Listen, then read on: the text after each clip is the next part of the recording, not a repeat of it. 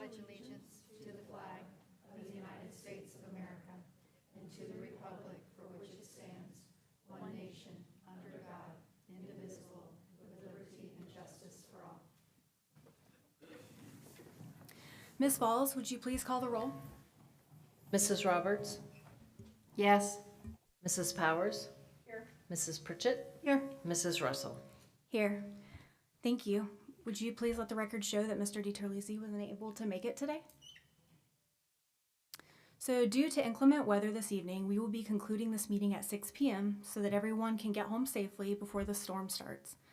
We have important topics to discuss, and I want to make sure that we have a thorough discussion on all agenda items.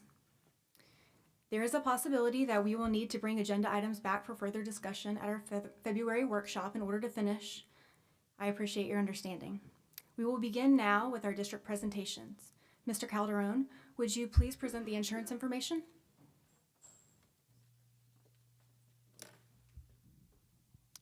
Hi, good afternoon, Madam Chair, members of the board, Superintendent Maine, Don Calderon, Director of Risk Management and Employee Benefits with the Martin County School District, and alongside me is Dustin Keene, our Senior Benefits Consultant with the Guerin Group. I'm going to pull up the presentation here.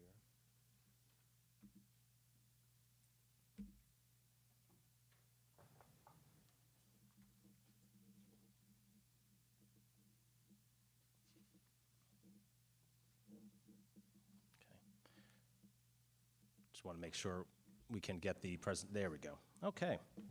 Well, Happy New Year. It is that time of year where we start looking at our insurance renewals for the lines of coverage that are up for renewal as of July 1st, 2024. And this year we have 3 lines of coverage up for renewal: medical, dental, and the employee assistance program. For the agenda for this presentation, real quickly, we're going to go over the timeline of expectations, go over claims history, historical performance, and the initial plan design renewals and options for the board to consider. So we are here today on January 9th, and we are prepared to come back at the February 13th board workshop. And then we are looking for a final recommendation by the board for the medical, dental, and EAP on March 19th in order for us to prepare BenTech for our open enrollment. And our open enrollment tentative dates are April 22nd through May 1st.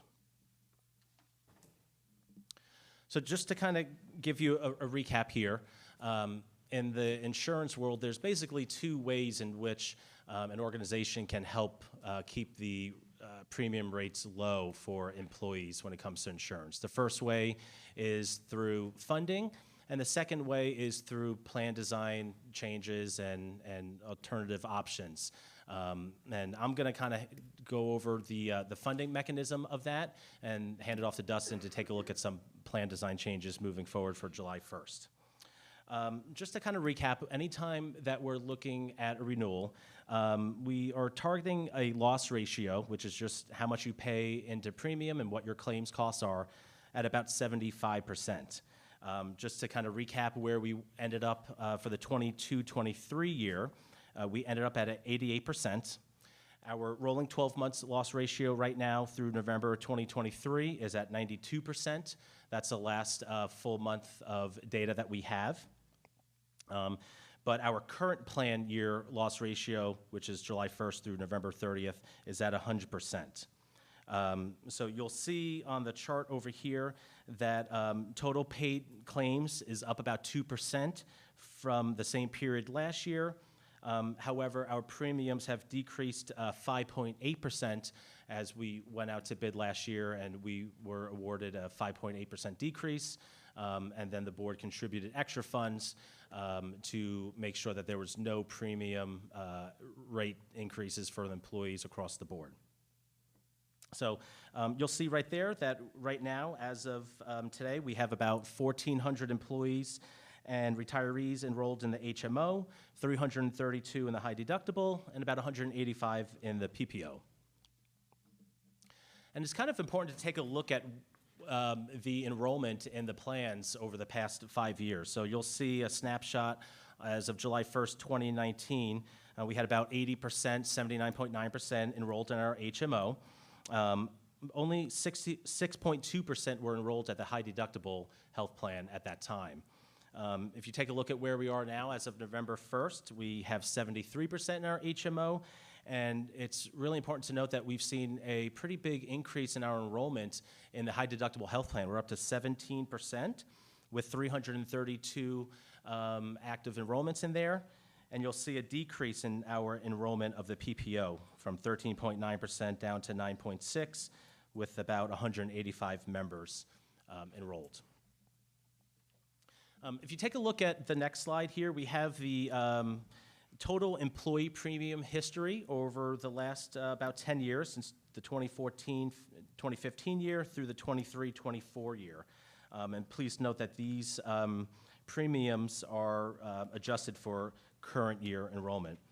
But you'll see basically since 2021, 2022, employees have contributed about the same amount of money over the past 3 years towards their medical insurance premium. And that's in large part due to a couple of different things. We've gone out to bid, we've made some plan design changes, and also, you'll take a look at the next slide, the board has contributed extra funds, extra contributions above the $6,500 a year. And we have it broken down by year. So beginning in 2020 to 2021, that's when we moved from the 2-tier system to the 4-tier system. So employees have the options of electing employee-only coverage, employee plus spouse, employee plus children, and employee plus family. At that point, the board was decided to each year think about contributing extra subsidy towards those employee plus families that cover both the employee, the spouse, and their child or children to help keep their rates a little bit lower. And those were employee plus families that were grandfathered in. So if you were on that plan as of July 1st, 2020, and you haven't made any plan changes, you haven't moved plans, you haven't made any, you haven't left the district or whatnot, you're locked into that. So starting in 2020, 2021, the board contributed about $553,000. Came back before the board the next year. The board decided to contribute more funds towards that of another $602,000. And then in 22 to 23, the board used federal relief funds to subsidize rate increases towards employees. And you'll see we have it broken down in orange. Those were extra federal funds that were used, so about $914,000 were used that year just for that purpose. And on top of that, the board contributed another $677,000 towards the family tier subsidy. And that was also the year where the board started contributing towards the employees' health savings account, the HSA. So those employees that are enrolled in the high deductible health plan that year, they got an extra $1,000 towards their health savings account funded, and that was reflected in the $263,000. And then last year in the 23-24 year, the current year that we're in, the board contributed another $345,000 in federal relief funds and another $320,000 towards the health savings account. So you can see that we've used the funds to our advantage to help keep the employee out-of-pocket deductions frozen over the past 3 years. Anytime we're up for renewal with medical insurance, we do ask our partners at the Guerin Group to do an independent projection of what they consider to be what a renewal would look like.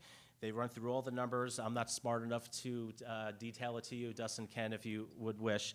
But we ask them to do that for each of the 3 plans. You'll see that on the bottom in the yellow, the HMO 47, according to their calculations, based on the claims right now, would call for about a 14.9% rate increase. The PPO would be about 107%, and then the high deductible would be a decrease. Overall, they would call for a 16.9% increase overall. Just as a reminder, as part of going out to bid, we did receive a not to exceed of a 10.9% this year from Florida Blue for the second year, which means that if we keep everything the same, make no plan design changes, the highest amount that we would receive in an increase would be a 10.9%. We've done some work behind the scenes over the past couple of months to bring forward some different plan design alternatives and options for you to take a look at. And we're happy to say that we've got a starting off point for you to give us some feedback on. And we've got some plan design changes that actually bring that rate increase down to a 6.9. Just on the ancillary renewals, I did mention that our dental insurance is up for renewal through Florida Combined Life. The Guerin Group was able to already negotiate a 0% increase, so no increase for dental for the next 12 months, beginning on July 1st, 2024. And then with the EAP program through Cigna, it's a 10.2% increase.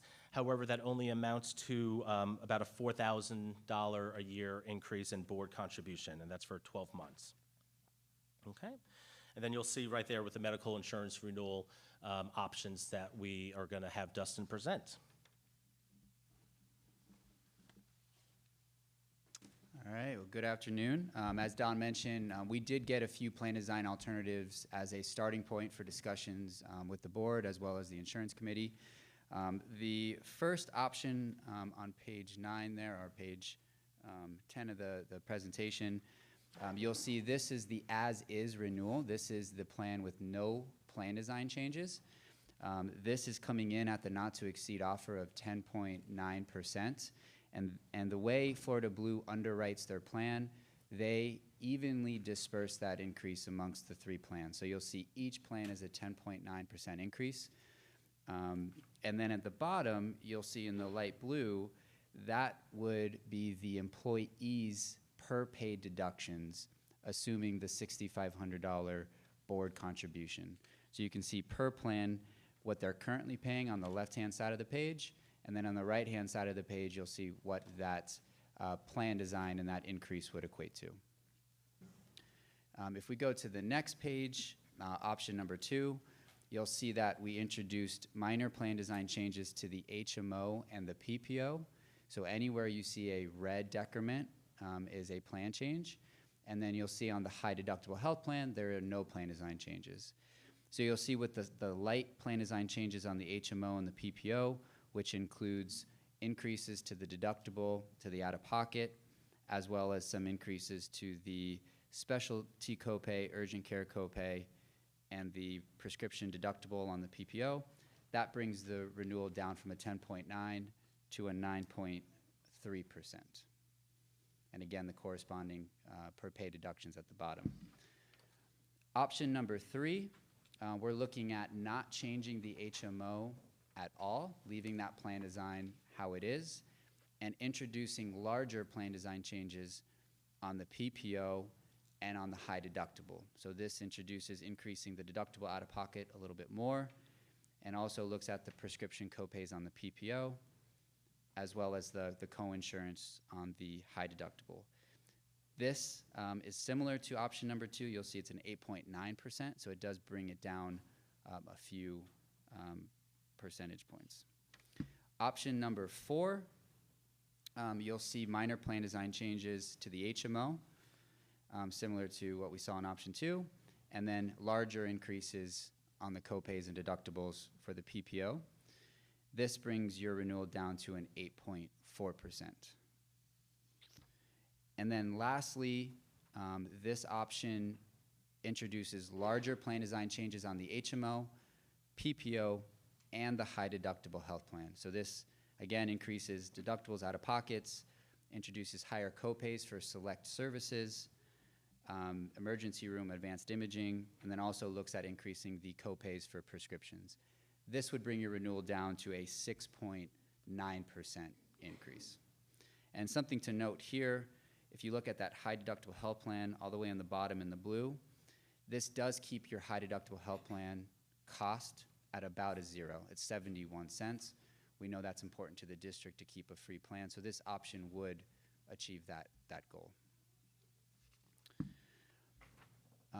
This next slide gives you kind of an understanding of if you were to make those plan design changes, what kind of impact would it have on your members? So this is mostly to be used as a heat map of disruption. The top portion looks at the individual deductibles, family deductibles, and out-of-pocket maximums. So you'll see anywhere in green we define that as under 15% of your membership would be disrupted or hit by that change, meaning inversely, right, 85% of members wouldn't be impacted. So anywhere you see a green is low impact, yellow is medium impact, red is higher impact. So for all of the deductibles out of pockets, if you were to change those, you'll see on the HMO, only 4% of members in 2023 hit their individual deductible. For the PPO, a little bit higher, 17.6% of members hit their deductible. And on the high deductible health plan, only 1% hit their deductible. Out-of-pocket maximum, virtually less than 1% for all plans. So minimal change there. The larger disruption would be the primary care and specialty copays. Roughly 70% of your membership has visited a PCP, a primary care, or a specialty provider in 2023. Urgent care, advanced imaging, again in that medium disruption, and then inpatient care and emergency room, less than 15% of your membership has achieved one of those services as well. The outpatient care and mental health utilization, these are on here, although we're not looking at changing any of these in any of the plans, so that's just for your reference, which would be medium disruption. So with the plan design changes, as Don mentioned, that's one way to get your renewal down. Another way, and kind of thinking outside the box, is looking at grandfathering your PPO. So we know your PPO historically has ran high in terms of claims. That's where a lot of your high utilizer members are because of the out-of-network benefits. So one of the ideas is to grandfather or freeze your PPO as of a certain date, not allowing new enrollment into that plan. You basically kind of cut off new enrollment.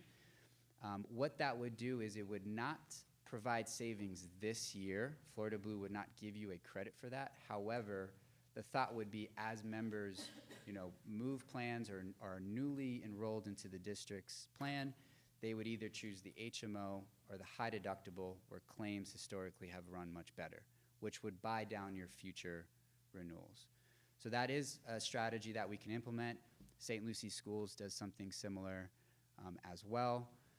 And then just a note on the retirees, they would still have an option. They would still have the HMO, they would still have the high deductible, and they would still have the option to go into the Medicare Advantage or supplement plan as well. So there still would be sufficient options for them. Lastly, we wanted to put again in front of you HSA contributions. So this is something, as Don mentioned, and you are aware of. Last 2 years, you have contributed to the HSA's health savings account for those enrolled in the high deductible health plan. The last couple years, you funded $1,000 into that HSA that employees can then use to offset medical expenses. So option one, looking at $250 funding for the HSA, and option four, $1,000 funding, and then we kind of gave you some options in between. Based on current enrollment, that would cost, in addition to the board's contribution, anywhere from $75,000 to $300,000. So we just wanted to give you that cost estimate, and if the board were to entertain that again this year. So just wanted to kind of leave off on the timeline here. Again, we'll be in front of the insurance committee to get their thoughts February 12th, and then we'll be in front of you again at the February board workshop to discuss any takebacks that you might have for us today and any updates to the renewal process. Thank you. Are there any questions from the board? No. Go ahead. Thank you. So I have a few comments. So as you gave us these, I think there are 5 options. The one thing that I'm not seeing is I don't see an option that just makes the changes to the PPO. So I see the plan changes that you made to the PPO. I can tell by looking at plan, I believe 3 and plan 5, I can tell that making changes to the HMO, the plan changes that you did to the HMO, give me an additional 2% piece. Correct. So the difference between 3 and 5 is if I make no changes to the HMO, it's a 2% savings piece. So, but I can't tell because everything is bundled. I can't tell what it looks like if you just did the PPO. So if you took 3, 4, and 5, the plan changes for 3, 4, and 5 for the PPO are all the same. But if you could take either 3, 4, or 5, say take 3, and just did the changes for the PPO, I would be interested in knowing what that looked like. That's number one. I'd also be interested in knowing what it looks like with even deeper changes to that PPO. So that would be another option besides that. I noticed that, I think it's Indian River that has no, in the additional information that you gave us, that uses Express Scripts and has nothing for non-network. So I don't know what that looks like. I don't know that if we went to something that was saying Express Scripts and what changes that would make, because obviously ours are, we don't do that. So I don't know what that piece looks like. So if you could get us some information on that, that would be helpful. When you're talking about the slide that you gave us, 14, where you're talking about your disruption metrics, that's with the existing plan, right? I mean, that isn't, Correct. That's looking purely at the existing plan. So we're looking at that, and that's why when I'm looking at that pharmacy deductible that's all in green with the low disruption piece, I'm just wondering how much that can bend and what that looks like. And then the last piece that I don't see, which I would be interested in, has to do with, as you give us the amounts that we're paying, I'm looking for some information that has the grandfathered people and what the number is on the grandfathered people and how much that grandfathered people subsidy is per, how that relates to the amount of premium that they're paying. So you gave me, in that one chart, you're giving me the amounts on page 6. You're showing me the family tier subsidy numbers, but I don't know those family tier subsidy numbers. I don't know how many family tier people you're talking about. So I don't know how much those people are being subsidized as in relationship to the other group. Okay? Anyone else? I have a few questions. So first of all, I just want to say that 10.9% is just unacceptable. And I'm even struggling with 6.9% as even the low. And I'm just curious, our loss ratio ended at 88% last year, correct? Correct. And we go through this every year where we have really high loss ratio, and then it kind of goes with when teachers are off or our majority of our employees are off, they go to the doctor. So it goes up and then it comes back down when school starts again. And then when they're off, it goes up and then it comes down again. So I know we always get these numbers where it's like, oh my gosh, it's 100% or it's 92%. But when we get through a whole year, it actually ends up being pretty reasonable. 12% of premium is now going to our insurer, Blue Cross Blue Shield. So 12% of total premium paid is now in the pocket of Blue Cross Blue Shield, correct? Well, that is true, but only if there is leftover money within your premium. So, for example, your rolling 12-month is at 92%. So also in that premium, so that means 92% of the premium is going to claims. Right. There's 8% left. They also have 6% that goes to pooling or stop loss, which would be now about 2%. So in that case, they're actually maintaining 2% profit or margin in that scenario. So I'm not really, I think we need to make some plan design changes, but I don't think it should be to the high deductible plan or the HMO. I think it should be primarily to the PPO.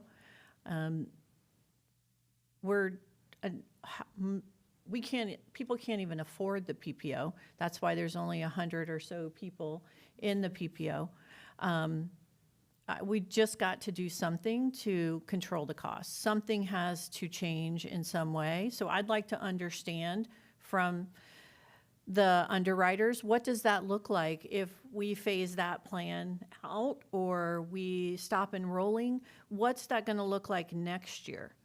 So is it truly going to impact premium? Or are we going to have to continue to make it more expensive while the premium isn't changing? It's only changing, let's say, 6.9%, but the out-of-pocket expense is being taken on by our employees. So what used to cost $60 is now $70. So if you have a family, it's now, if you just go to well checks, you know, that's additional, could be $50 for a family with 3 kids. I mean, addition to what they're already paying.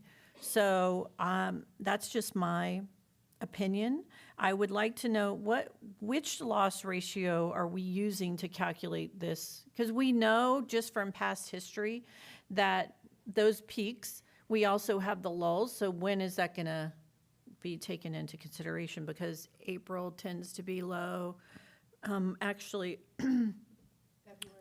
February, like, and we're not even to those months yet. So I just don't want it to be, I want all of that to be considered, because we have quite a long history with our loss ratio that we can kind of predict what it's going to look like over the plan year, which is July 1 to June 30th, not just the rolling 12. And I agree with you, Marcia, and I think that when I'm saying taking, whether it's 3, 4, or 5, and just showing us those cuts on the PPO, and then also giving us more plan changes on the PPO, I would be interested in seeing even more, you know, like, so you're looking at what you have, what step 2 would look like, and what step 3 would look like. And I know that you're going to come back and you're going to talk about plan migration, et cetera, but I think we need to, and I think at some point we need to be freezing the PPO, just because I think it's, that's where we are. And my concern is that if we're trying to drive people away from the PPO, and there's actually people in the PPO who shouldn't be there, who should be in the high deductible, we already know that. I don't want to make too many changes to the high deductible or the HMO, which isn't really the piece that's costing us. I really don't want to try to mess with those plans and make those less and less rich as we're trying to mitigate costs. I mean, I would rather try to see, personally, I would rather see the cost piece be picked up as much as it can, any savings that we can, as much as we can from the PPO, and deal with it that way and leave the other ones alone. Thanks. I agree with that. And then I just had one other question about the EAP. Almost 11% increase in the EAP while it's only $4,500. I'm just curious, like, are we committed to Cigna? Can we go out and look at other companies that offer EAP? Because I've just been talking to colleagues, and theirs is actually either remaining the same or going down. So I think that's something we should look at. Thank you. Go ahead.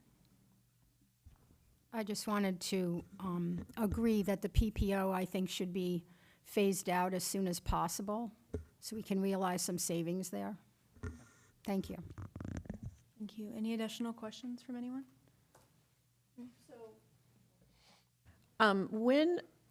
At what point do we need to have the discussion about the contribution to the high deductible health plan that we have been doing? Yeah, Mrs. Powers, typically the board has done that at each March board meeting over the past 2 years, where you've made the decision about which plan or, you know, carrot.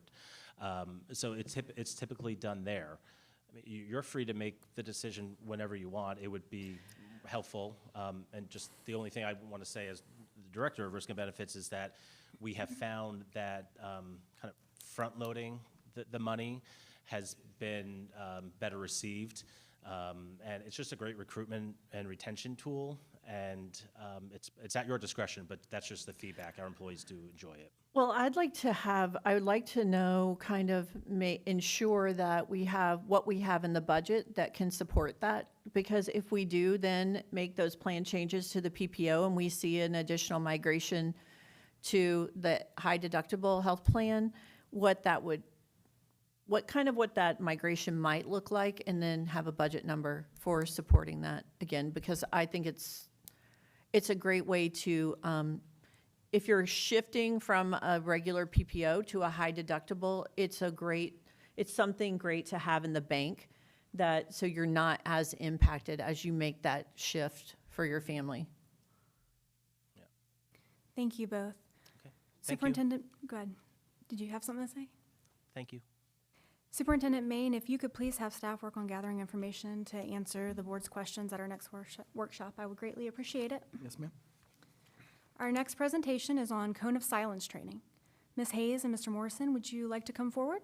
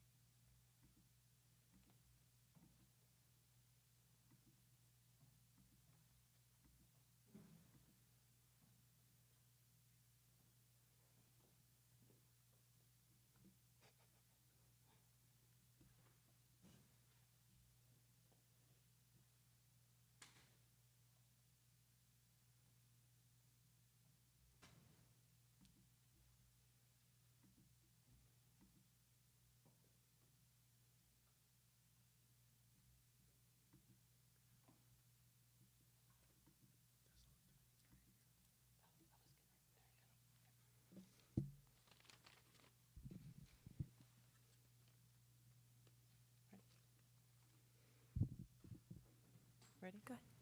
Am I on? Hello? You're on. Okay. Hi, this is Renee Hayes, Director of Purchasing, Board Chair, members of the board, Superintendent Maine. Can you hear me okay? Okay. Thank you for the opportunity to provide some information regarding the cone of silence. The cone of silence basically means a prohibition of speaking about any of the solicitations that we post in procurement during a certain period of time. Any communication or inquiries, except for clarification of processes or procedures that are already contained in the solicitation, are to be made in writing to the purchasing department, which is bids@martinschools.org. And the reason for that is, let me go back, is to have purchasing send the same message, to be fair, consistent, and transparent with the message in the communication for each of the bidders. Our current policy is 6324, where once it's advertised, I let Diane Falls know, who then lets the board members know that purchasing has posted a particular solicitation. Therefore, you're noticed, okay, there's something posted. I'm not going to speak if somebody comes forward and sends you an email or talks to you. Just know that you're noticed. Just forward them to purchasing. Right here, there is a link to our current policy.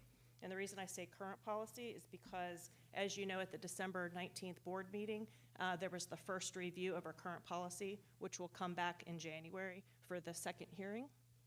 Okay. And this is not the red line draft, because this is what's currently on our website. Oops.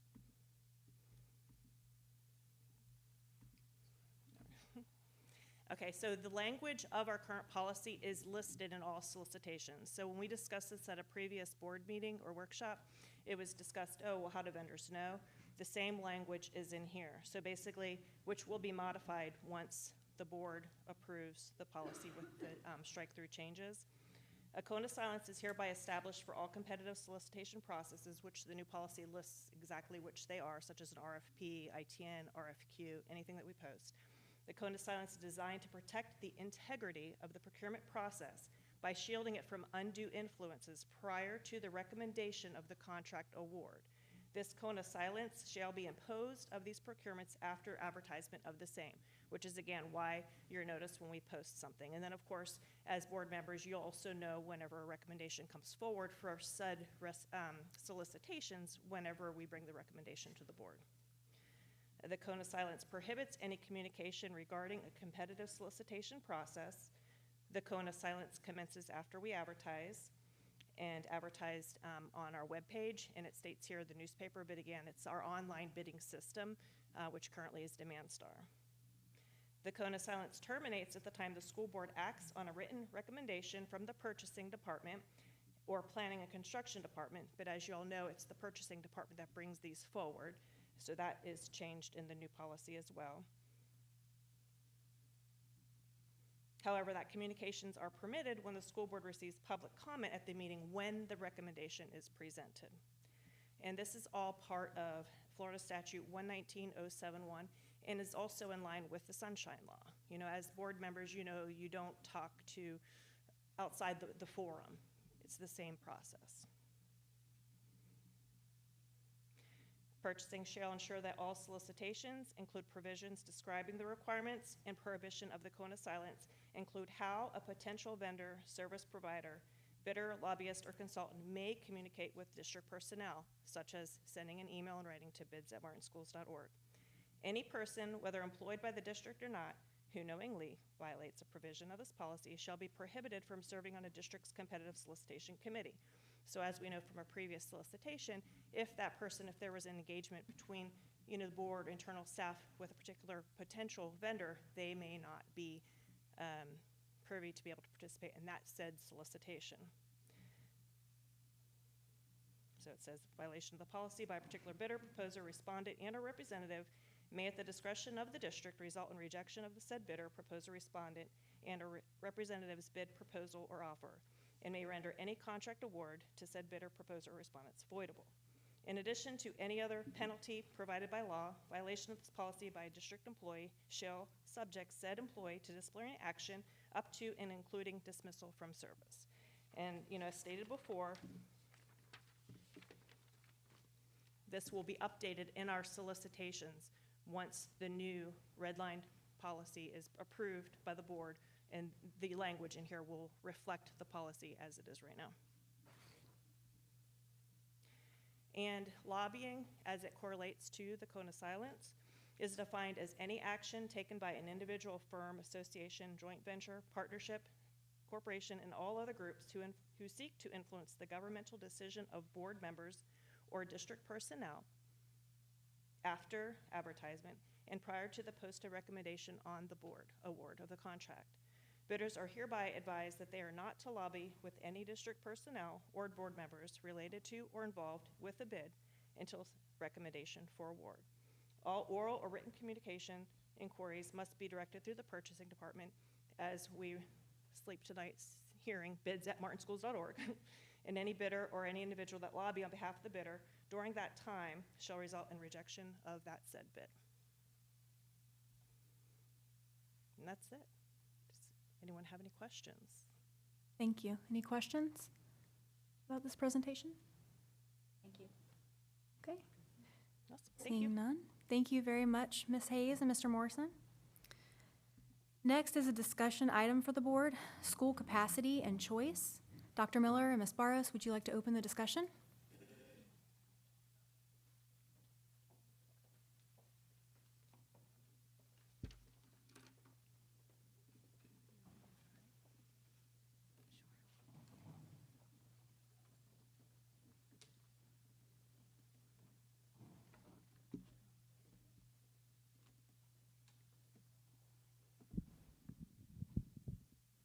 Good evening, Madam Chair, Mr. Superintendent, members of the board. Mrs. Barros and I are pleased to be here this evening to share some information and engage in discussion about school choice and school capacity, particularly when it pertains to controlled open enrollment. So just a little background, in each of our schools, we have student stations, that's what we call the seats, available in each of our buildings. And that capacity is filled in a variety of ways, most commonly by students who actually live in the school that they are zoned for. We also have students who attend pre-K at several of our schools. Those may be students who live in that school zone or students who just attend a pre-K program available there by the school district. And then we have what we call choice options. We have signature programs, which are really exciting in our high schools. Those are our CTE programs and our accelerated academic programs. You know them as the Cambridge program, the International Baccalaureate program, and the AP Diploma program. So students can apply to be part of one of those programs at a school that is not their home-zoned high school and be accepted, and that is another way that we might fill a seat at a high school.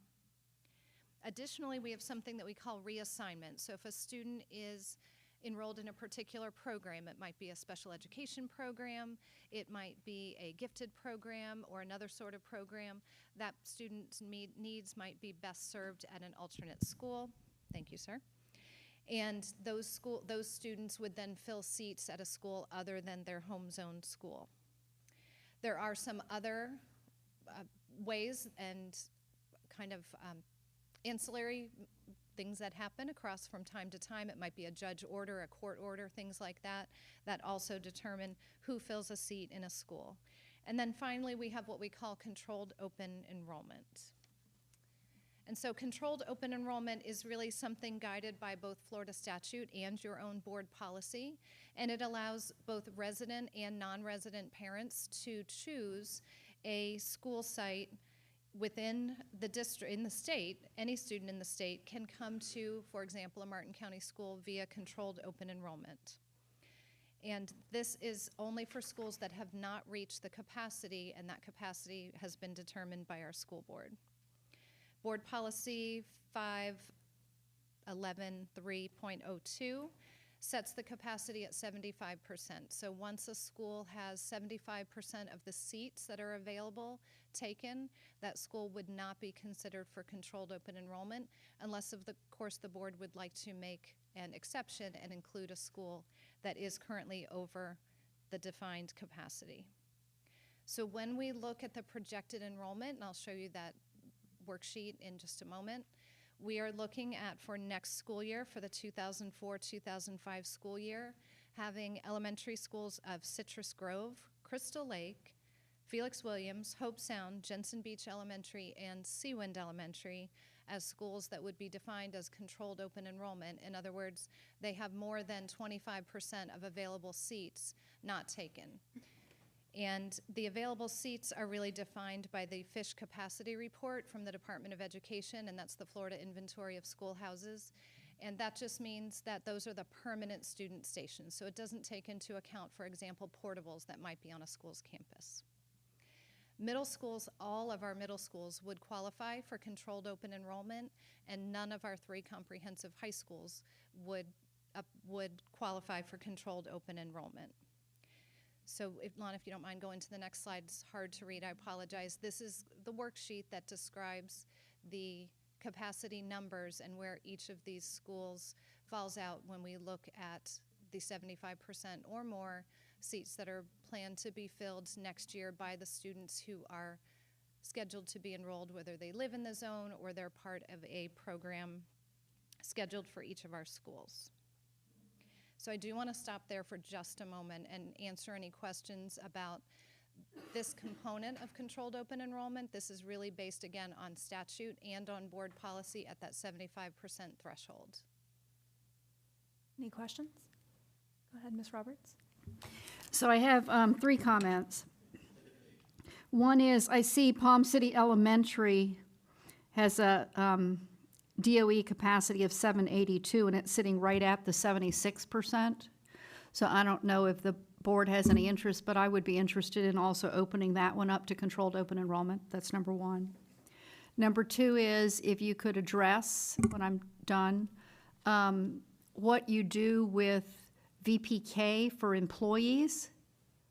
I know that that if VPK is driven by where you live, and you're an employee and you happen to be living in Hobe Sound, but you're working at, say, Palm City Elementary, that if you're required to have your child go to Hobe Sound, that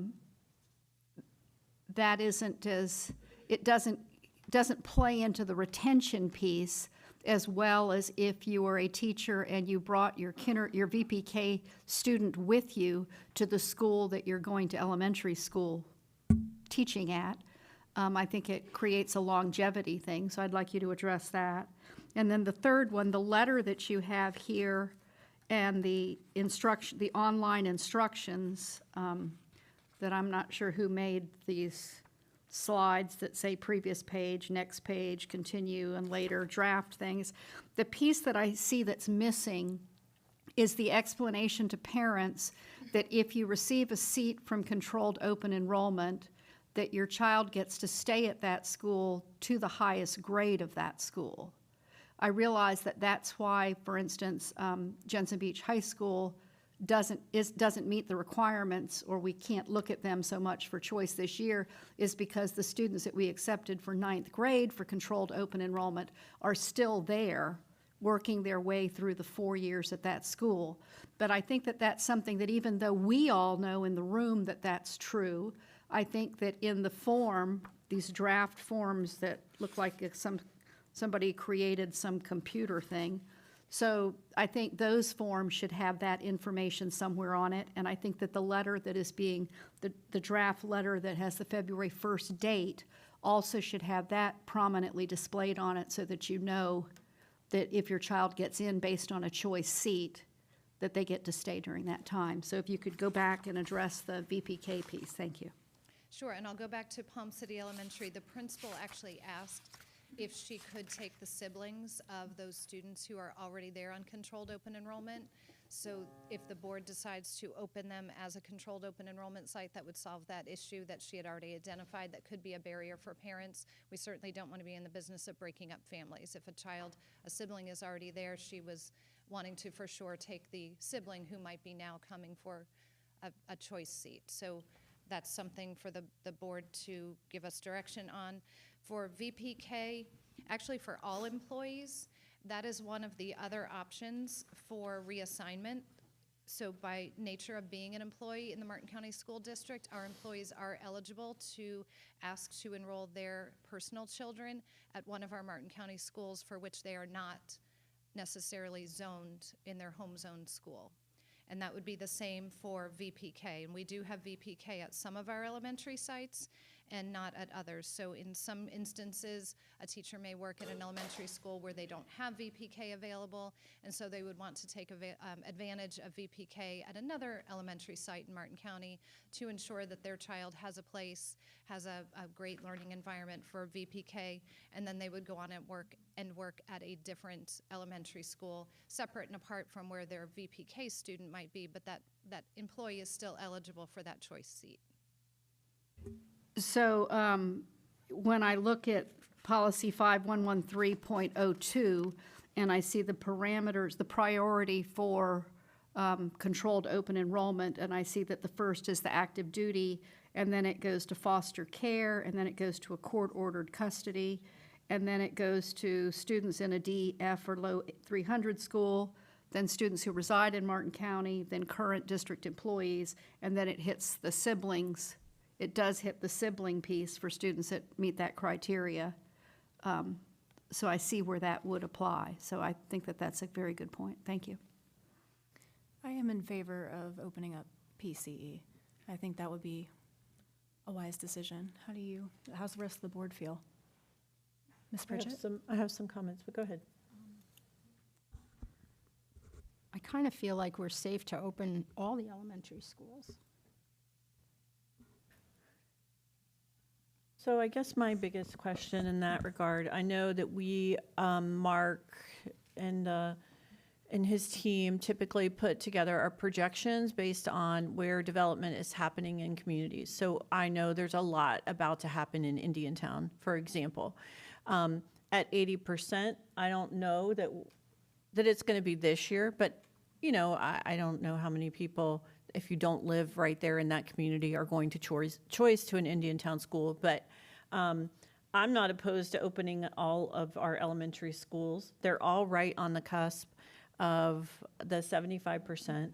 Unless there is something nearing completion that is in the pipeline for development, then we would need to consider that, but we don't have, if we could get those projection numbers Those for are- next year's incoming Sure. students. And that's what we're looking at on the next slides here. Okay, These perfect. are the projected enrollments. You'll see that Bessie Creek is at 97% of capacity. And they are other than our high schools, they are the school at the greatest percent of capacity right now. Although Stacy has told us on numerous occasions she would be willing to take any and all students. It's just a matter of where to house them. She's pretty much out of space. She doesn't want to admit that, but she's pretty much out of space in her school, although she does open her doors and her arms to all students. I do agree, if you look at the rest of the elementary schools, sorry, Stacy, but other than Bessie Creek, they all have significant space available and based on different grade levels. So what's interesting too to note in the enrollments is kindergarten is severely, in most cases, lower than the outgoing fifth grade class. So for example, there are, just at Citrus Grove, 84 students who will matriculate to middle school, while only 66 coming in kindergarten. And if that is the projection that the next year's kindergarten class is also small, we do stand to have increased enrollment.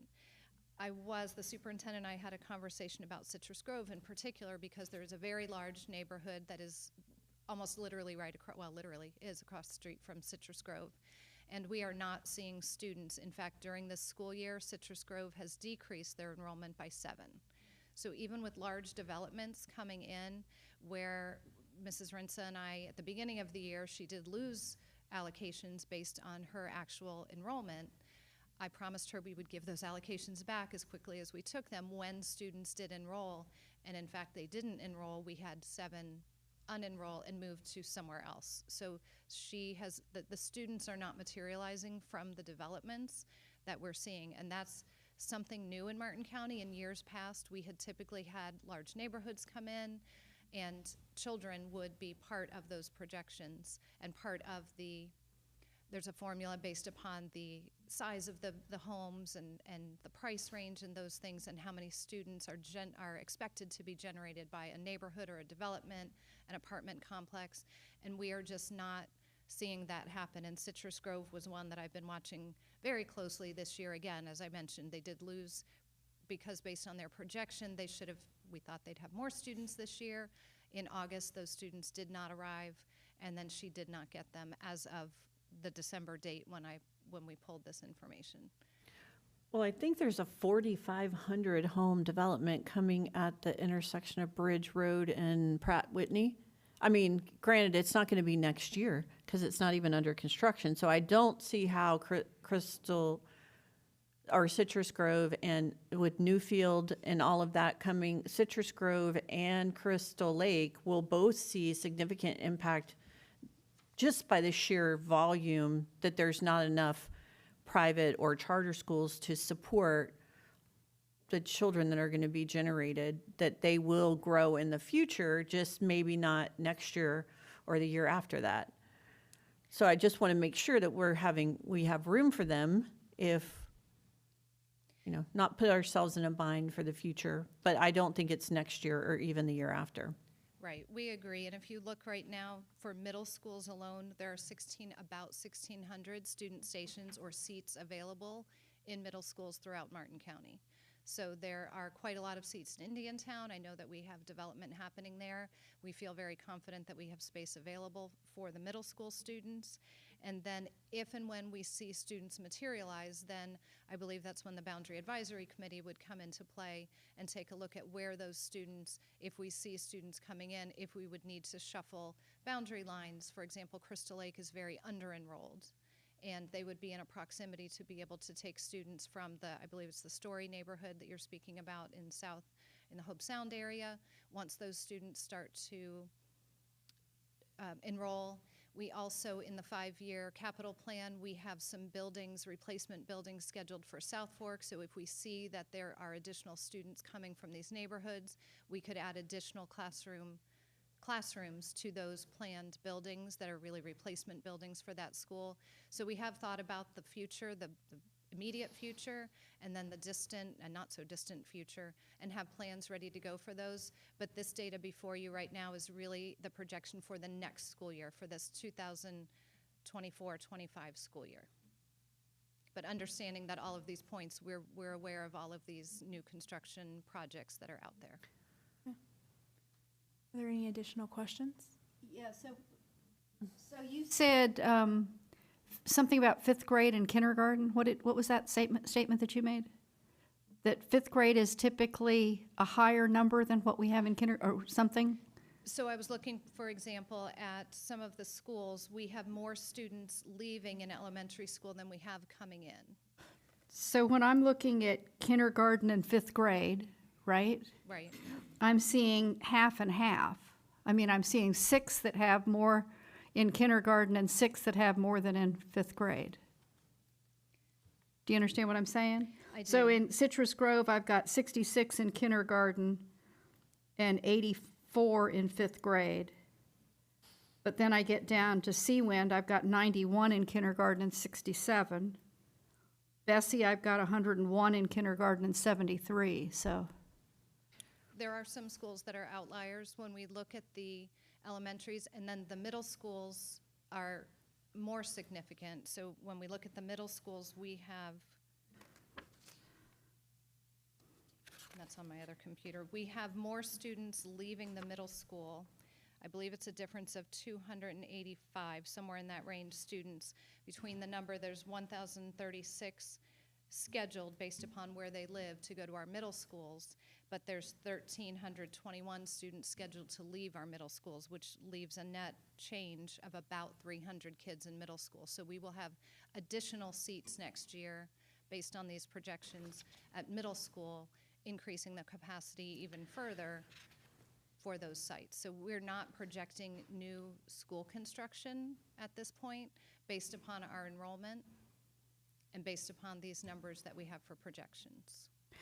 Well, and I also believe, since the impact fees, the new impact fees have expiration dates on them, I believe that when we start talking about the budget, I hope that that information is given to us as to what dollar amounts we have in the different districts from the impact fees as to when that money is expiring. I think we have some money that doesn't expire at all and some money that has an expiration date, which I believe, if I'm correct, is like 3 years out from now. So I think that's correct, Mrs. Roberts. Mr. Thank you. Morrison's been working with us on that to ensure that we're expending the funds in the right area and in the right zone at the right time. okay. Thank you. So I guess what we,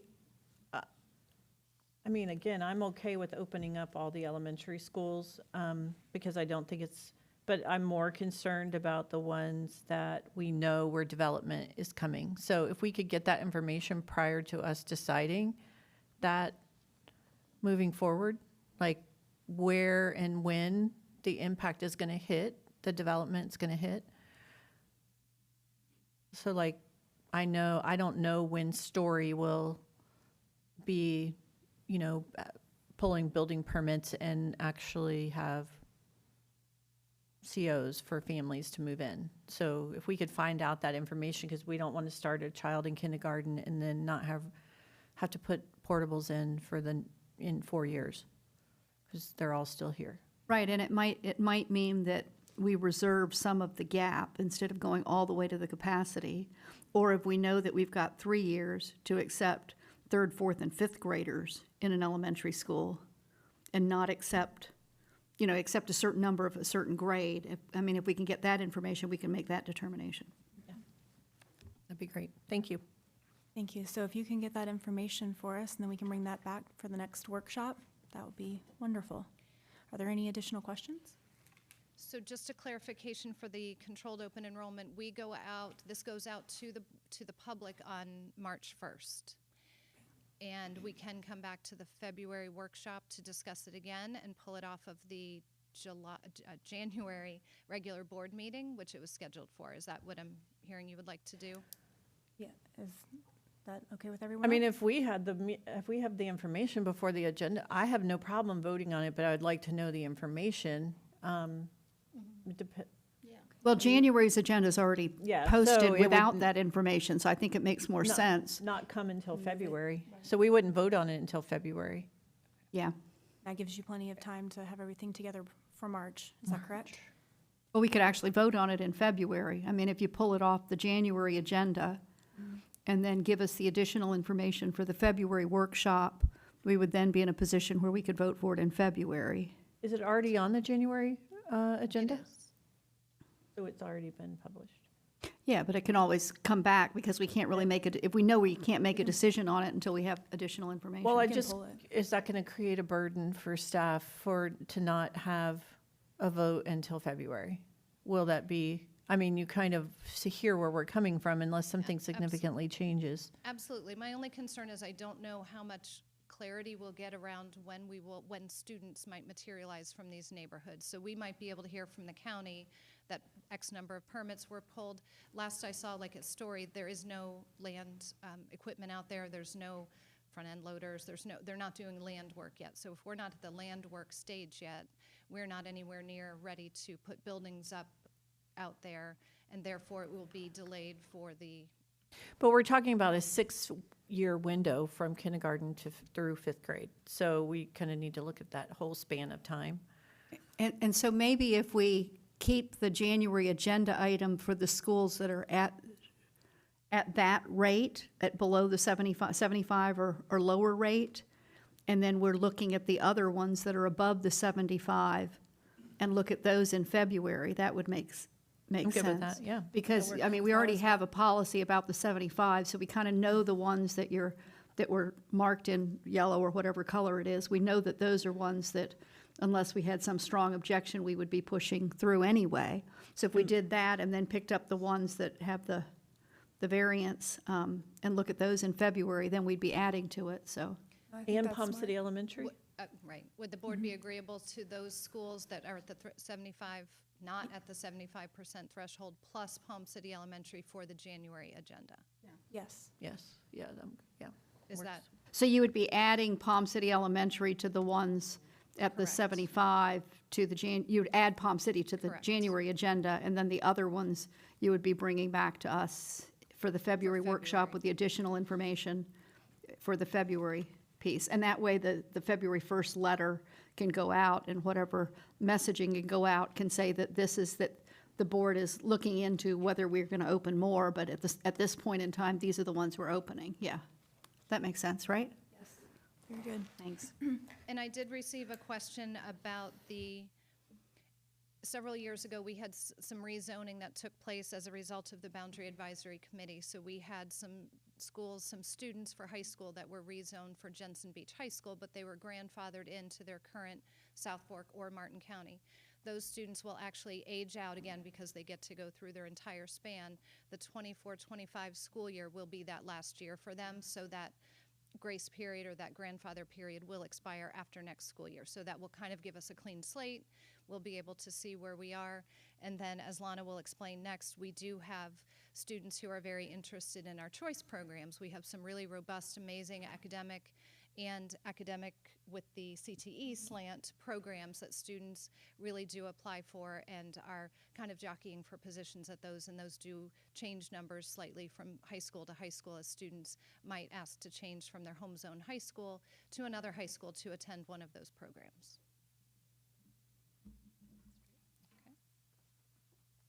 Good afternoon, Lana So- Barros. So, Dr. Miller, so these numbers that you're giving us for high school enrollment, are those actual enrollment numbers, or are those projections based on where they live? So because we haven't had these are projections based upon if students went to where they're scheduled to go, but we know that will change. We won't know until the open enrollment period starts how many students are asking to go somewhere else. So this is based on kind of the raw data as it stands today with no caveats for students entering other programs. Except you're telling me, you're giving me enrollment counts for October 13th and December 13th. That would make me think that it's the number of students that are in those schools, not the number that are necessarily zoned for those schools. So if I lived in down zone for South Fork and I'm attending Jensen Beach, I think I'm included in the Jensen Beach number. Is that right?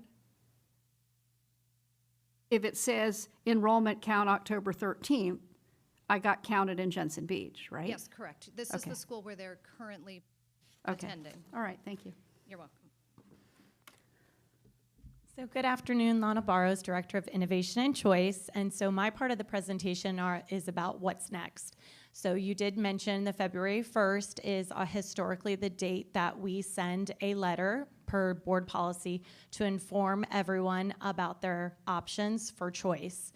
We're talking about all choice, right? So our controlled open enrollment, our reassignment, and our signature programs. So that application opens March 1st for all. We send the letter, you saw the draft on February 1st to all of our current students, informing them of that opportunity. Then what we do is controlled open enrollment is 1 month long. So it is only available March 1st through March 31st. So that is anyone can apply for controlled open enrollment. So really for people who are applying for signature programs or reassignment, that is the best time to apply because choice is about seats available. So, but our choice application is always open at all times. If all seats become filled, then people are put on a waiting list. And as you can see, our board policy limits or requires us that if there is a limited number of seats and we've had more applications than seats available, then those people who applied within that window are put in a lottery. That is when the priority listing is utilized so that people have a priority if military, foster, school district employee, et cetera, get priority in that lottery. Any questions about that? Anyone have any questions? Okay, thank you.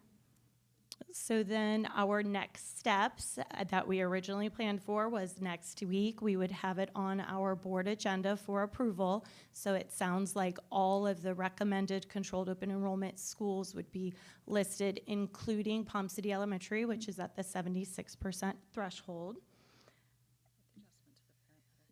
And the adjustment to the parent letter to inform them that if they do get accepted on controlled open enrollment, it is for the duration of the entirety of that school. So K through 5, 6 through 8, 9 through 12. Is it also possible, I know we, a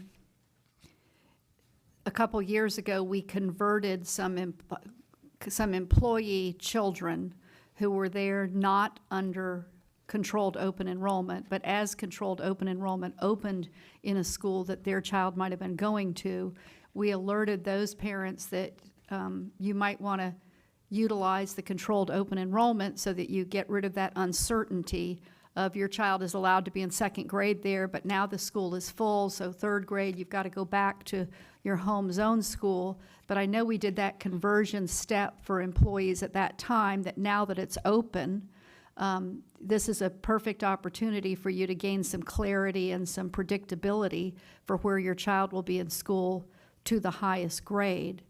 So I would imagine that it would be possible to notify our employees also that have children that are going not under the controlled open enrollment, or even reminding the ones that are under the controlled open enrollment to remind them that as this controlled open enrollment is happening, your child is in whatever school they're in under controlled open enrollment and is slated to be there or has the ability to be there until they reach that highest grade, unless of course they want to go back to their other school, and then also reach out to any parent employee that has a child that isn't under controlled open enrollment, as we, for instance, if we open up all the elementary schools, to let them know that, you know, even though you happen to be somewhere else and your child was not done under controlled open enrollment, but done under the ability for us to accommodate you as part of your employment with us, that this is a way that you can gain some clarity. So I would hope we could do that. Absolutely.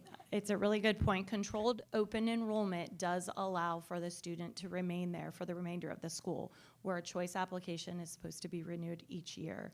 So that is an advantage of the controlled open enrollment for our in-county people to apply that method, because it does guarantee them a spot, unless they're in violation of the agreement, which includes referral or discipline, tardies, and attendance. So controlled open enrollment or choice can be revoked if the student has excessive tardies, attendance issues, or referrals. And to that point, knowing that there is a attendance truancy issue, I wonder if the superintendent can look at the choice students that are in, particularly say in high school, middle school, and see if any of those students, I don't know who's tracking it, if any of those students do have that tardiness attendance issue that we probably should be bringing to their attention, that they're on a cusp there. Or as we look at our student code of conduct, that we specifically address that in our code of conduct, and we can set our own limitations on what attendance looks like, because if it is a real problem, then we can address it that way too. Yeah. In our policy. But just to get the data ahead of time, it would be good to know that, since we know that that's a issue. Thank you. So in And addition also to you that, can, and also you're gonna change this, whatever this form is that has the save and continue later, Yes. previous page, next page, whoever did this so thing. it doesn't print properly, because you're right, it's a digital form, so it's if then so. So it's one of those that if you choose a certain answer, it goes one direction. So when you print it out, it looks very odd. But that is the digital application. One thing that this may be a little bit premature, but to support the schools, we're working on using our system Focus to identify our choice students who are have excessive tardies and absences and or referrals, so that there is an auto-generated letter provided to them at the 9 weeks, letting them know that they're on a probationary period for the subsequent 9 weeks, so that at the semester we could notify them that they would be revoked for choice, and then we would do the same thing the second semester. Well, hopefully, knowing that personal relationships are better than just getting a letter, that even though we're generating a letter, hopefully there's somebody, whether it's a principal or somebody, reaching out to that parent and to that family, and we're not counting on just the letter doing the job for us. I think it would be a... And that is exactly what we've discussed, is that it's part of the process, but really it becomes a conversation. So currently, we may not be doing as stringent of the monitoring piece of the attendance and the agreement that they make if they're on choice. But moving forward, that report will help the schools start that conversation. Okay, thank you. Thank you. All Any right. additional questions?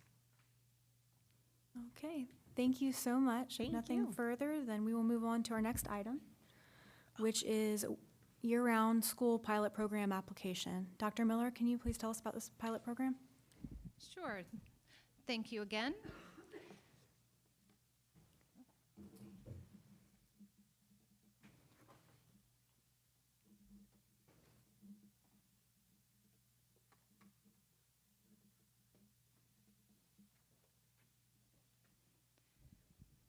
So in 2023, the Florida legislature passed a law offering for school sites up to 5 districts, actually, in Florida to participate in a pilot program for what they're calling a year-round school concept. And Governor DeSantis signed that into law and became effective on July 1. So just to be proactive, the district did go ahead and submit an application to the state to kind of let them know that we may or may not be interested in pursuing a year-round school model in Martin County, and just wanted to get them on get us on their radar so that they'd be aware that we were wanting to have some in-depth conversation as a board, and most importantly, as a community. And that's something that we've done in the last few weeks, is to really solicit a lot of community input and information around this idea that came from the Florida legislature around year-round schools. So I do want to share just a little bit about what year-round school is, what that means, because I think what we saw in the data from the community is there's a lot of misperception as to what year-round means.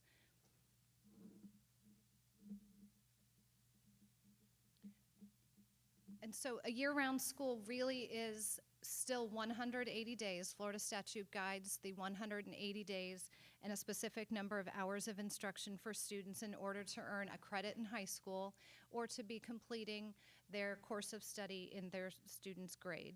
And so the purpose of this pilot program for DOE is to see if there's a benefit to kind of stretching out those 180 days of school across the school year to see if there are benefits for students, benefits for communities, and certainly most importantly, benefits for student achievement. So the commissioner is to select 5 school districts from the applicants. Those applications were due December 1st, and as I mentioned, Martin turned in an application as a placeholder, and the superintendent and I have had several conversations with the department, the chancellor, the commissioner, having conversations with them to really understand what the expectation would be of the Martin County School District, what the benefits would be, and if there was any flexibility in terms of participation in this kind of pilot, because December 1st, having a workshop in January, soliciting parent input, and having a potential rollout in August 2024 is a very, very, very tight timeline. So there are two typical ways that schools around the nation have implemented year-round schools. And again, they're the same 180 days spread out among the year. And there's a multi-track system that is typically put in place, and we saw that in Seminole County in the 90s when they had Universal and Epcot and Disney, and they were bringing in all kinds of families. They were just exploding in population, and they couldn't keep up with the number of students moving to the area.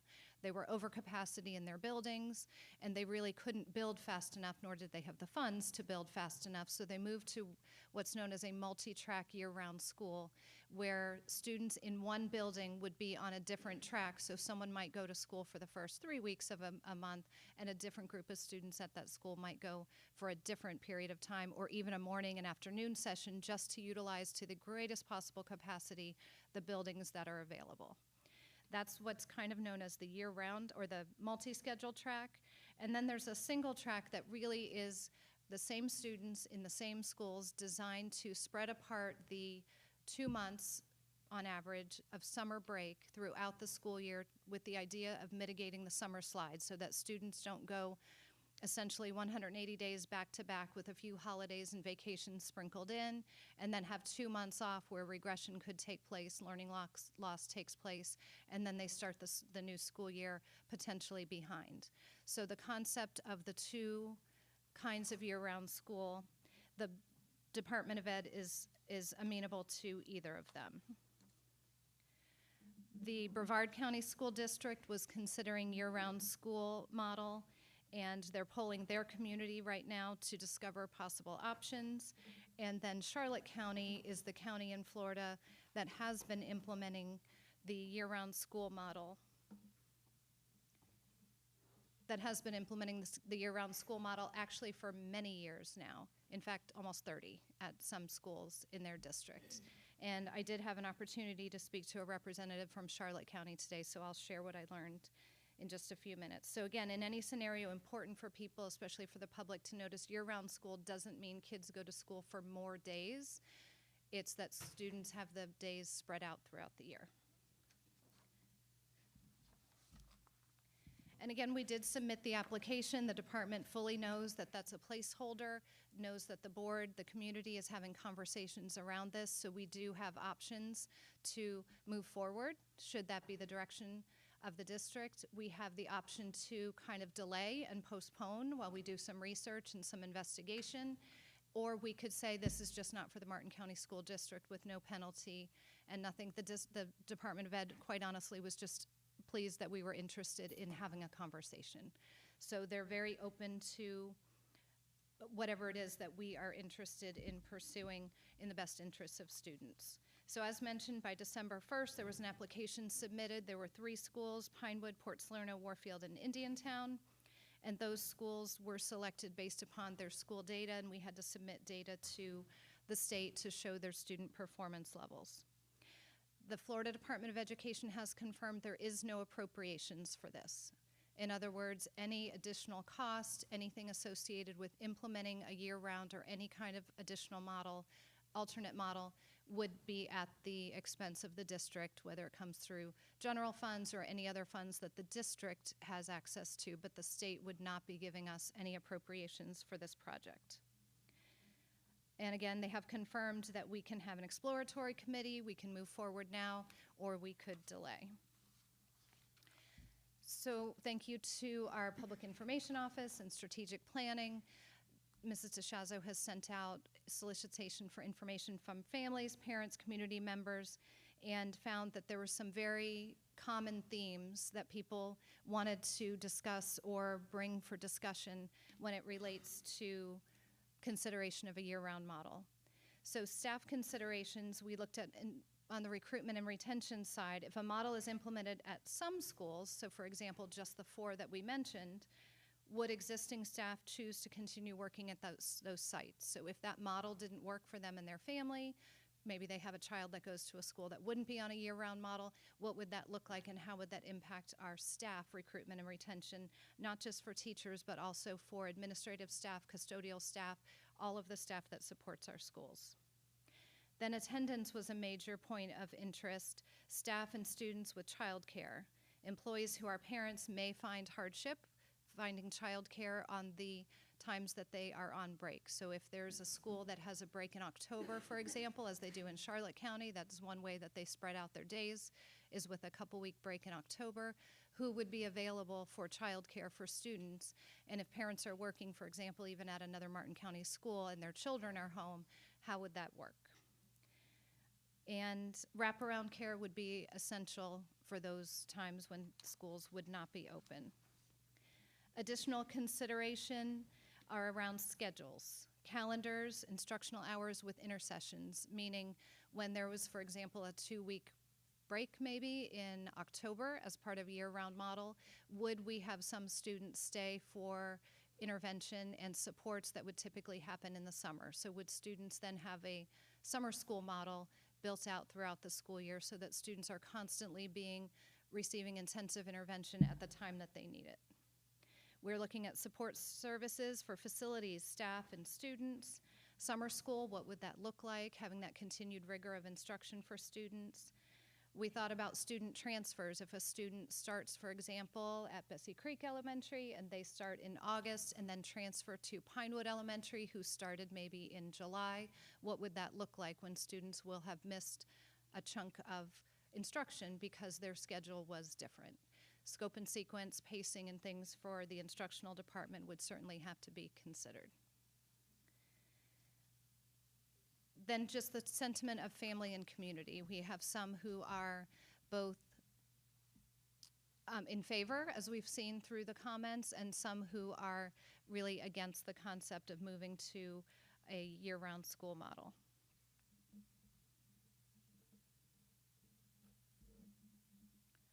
Mrs. Falls, do you have access to the updated presentation on here? I see it, thank you.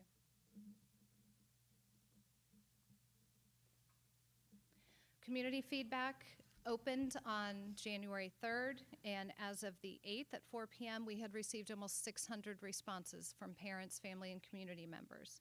The major themes from the families resulted around year-round school models should be considered for all schools or none. So that was a common thread that if we're going to do this for some, we should do it for all. A sample calendar should be available for parents and community members to look at to see what does this really mean. They understand 180 days, but when would the breaks be? How long would the breaks be? How would the community be impacted? And what would the impact be on community service organizations who provide camps, intervention, enrichment, and all of those kinds of things for our students? Concerns about students and staff being burnt out on a year-round model. In other words, they don't have the break that they're accustomed to in the summer, or a belief that the year-round model might keep the burnout from happening if you have breaks frequently throughout the year. So there are definitely both sides. People who could see it could be one way for some as a real positive, and then potentially a negative impact for others. Concerns about about staff who teach during the school year or work during the school year and then pick up a second job in the summer. If there's a year-round model, they wouldn't be able to do that, potentially losing income. A concern about a decrease in quality family time. So if some schools had a year-round model, for example, we looked at Indiantown, if 2 of the schools, elementary and middle, were on one schedule, but the high school students who attend South Fork High School would be on a different model, when would family vacations and quality family time take place? That was one of the common themes. A real strong belief that the year-round model could help decrease the summer slide, and then also the flip side of not seeing an impact of decreasing the summer slide with the year-round model. Concern about summer camps and parents being able to find places for their students to be, their children to be while they're at work. And another comment that came out was a belief that a 4-day weekly model, so in other words, like a Monday through Thursday school model with Friday, Saturday, Sunday being the weekends, could be considered. So another deviation of what a year-round model might look like.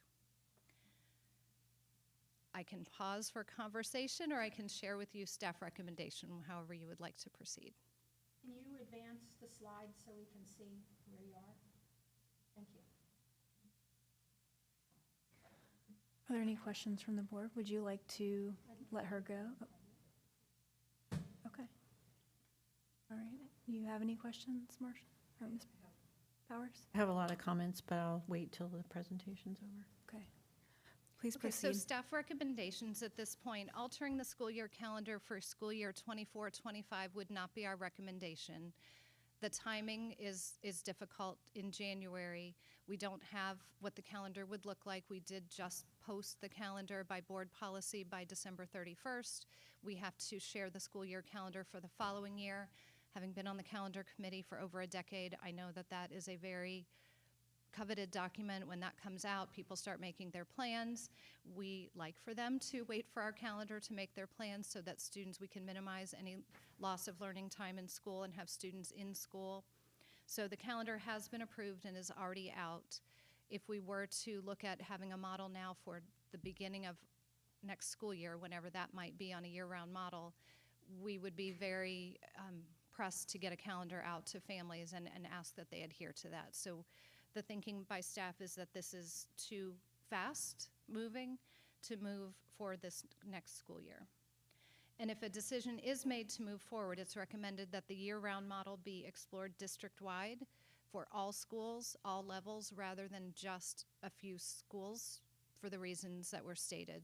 Having some families having different schedules, having employees with different schedules would just provide a potential hardship for our community. And if a decision is made to move forward, we propose an exploratory committee be formed to investigate and advise on comprehensive needs related to all of those areas that we've been mentioning, whether it's staffing, enrollment, scheduling of students, and all of the varied supports for them, the community services, the wraparound care. And then really when we thought about it, one of the main goals and benefits that we see to a year-round model is the potential for students to mitigate, for us to mitigate that summer slide learning loss for kids. And that's really, really what we're about, is we want to make sure that whatever we go to, if we're making a change, it's in the best interest of students and in their academic progress. And so a possible solution could be these 4 schools have been identified as working really hard, having lots of systems and structures in place in order to mitigate learning loss. But if we really investigated kind of like a jump start, a reimagined summer school program for these schools so that the students who need additional support could receive it in a timely manner before they entered the next grade. So maybe, just maybe, a thought, in the month of July, there would be a Jump Start program for students at the schools who would have been not meeting adequate progress for the year before, with the ability to close some of those gaps before they actually start the school year on the traditional schedule, which has been on August 10th. So those are some of the staff recommendations, and then some decisions that we're looking at for the board to really have conversation around, which include whether or not you would like to consider a year-round model for individual schools, a subset of schools, all schools in the district, or just not looking at a year-round model at this time for the Martin County School District, withdrawing our application from the department, and maybe taking the stance that we're going to look at the schools, the districts who are proceeding with the year-round model and seeing how it goes, learning from their practices and for their participation in this pilot program to determine at that point if the district would like to move forward with something. And then if you want to continue with a year-round model, we would like to know what your preference would be, a multi-track or a single-track calendar. And then that exploratory committee, we would put that in place, and that would include exploring potential funding needs, funding sources, and what that might look like to bring back before the board before making a final decision potentially for the following school year. Thank you. Open to the board. Have any questions? So I just want to make a couple of comments. First of all, I do believe that the time frame to implement this for this coming school year is too short. Had we started on July 1 when we knew this was coming, it would be, I think, a different story to have these conversations. A couple of things that I would like to see happen is I'd like us to consider what other schedules might look like that could achieve the same goal without this year-round, being called year-round school. So what can we do, what can the calendar committee do to limit long breaks as we look at that every year? If there's recommendations, I'm not sure how a task force, I think we have lots of groups now that meet on a regular basis, DAC, SACs, the calendar committee, the boundary committee. There are a lot of policies that we would need to look at, like our controlled open enrollment policy. That would be a factor for if it were select schools, we would need to modify that to make students who may attend one school and then that they could attend the same school. I would want to know the impact on transportation and staffing, what that looks like on those breaks, because the way Charlotte County does it is they have these enrichment, during those breaks, there's enrichment going on. So if they have a 2-week break, one of the weeks could be voluntary enrichment that happens at the school. So how would we meet that? Could we do that? Or would it just be a simple 2-week break? Because I know they do, instead of 1 week at spring break, they do 2. And 1 week is kids are in the school actually getting remediation or additional help if they need it. And then, I mean, those things could happen. I know we've talked as a board, specifically Ms. Roberts, we've had this come up many times about enrichment programs. More robust enrichment programs that are taking place in after-school programs, in our summer programming that we control as a school district. I know a lot of parents want their kids to go to surf camp and environmental studies center camp and all of those things.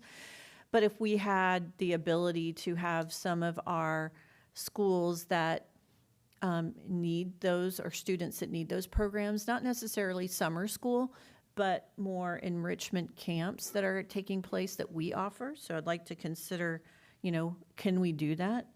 I do see some issues with the impact on sports for high school students if we went to something like that, and not, a lot of the, not so much in like football, although I know that becomes high stakes for kids that are counting on something, a scholarship to go to college if they're, for athletics, but a lot of the elite summer programs for high school sports in particular take place in the summer, like specifically soccer, lacrosse, those types of things that kids are being recruited and scouted at those elite camps, and are they going to miss that opportunity? I think high school is a lot more difficult. This model becomes more difficult. Not to say we can't modify our school year start and end or to make the breaks less impactful. on our own. But I think that's something that should be brought up and start the discussion this year with the calendar committee as we convene that group and we select those parents and community members. I do know that in communities that have chosen to do this year-round model, that the community organizations have responded positively. So those organizations like the Boys and Girls Club, they respond and they have those camps available to the community. So that's one of the least of my worries is about what's going to happen. Are there going to be activities available? Because I'm confident that we have such a strong community partnership with those types of organizations. I'm certain they will step up, but they should be part of this conversation as well. And when we get to that point and how it might impact them.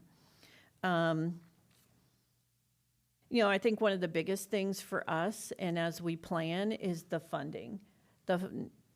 Right now, having no funding available from DOE, I think is a big issue that we have to understand as a board, and where is it going to come from and how are we going to budget that for the future if we decide to, whatever changes we decide to make.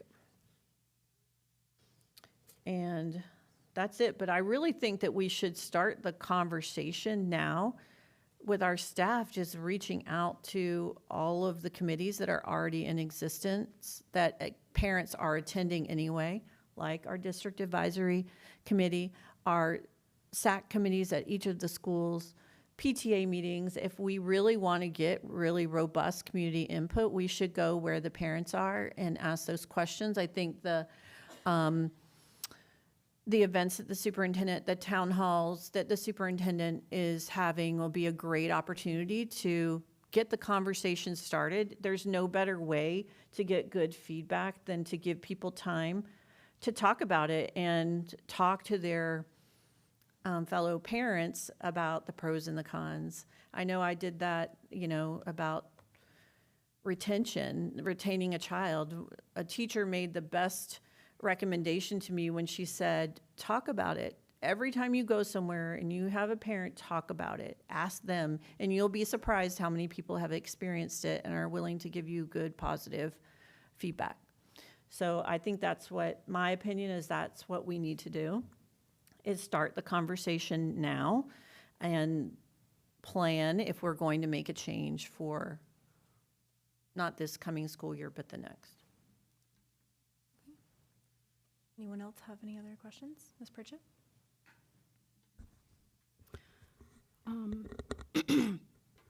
The funding is crucial.